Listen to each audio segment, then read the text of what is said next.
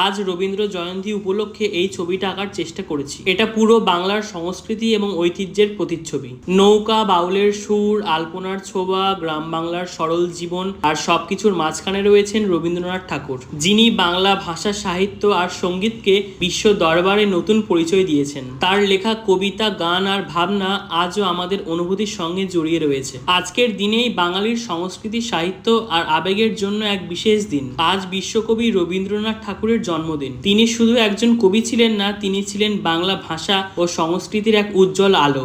অসংখ্য রবীন্দ্রসঙ্গীত আজও আমাদের অনুভূতি, ভালোবাসা আর জীবনের প্রতিটি মুহূর্তের সঙ্গে জড়িয়ে রয়েছে। তিনি আমাদের শিখিয়েছেন প্রকৃতিকে ভালোবাসতে, মানুষকে সম্মান করতে এবং স্বাধীনভাবে ভাবতে।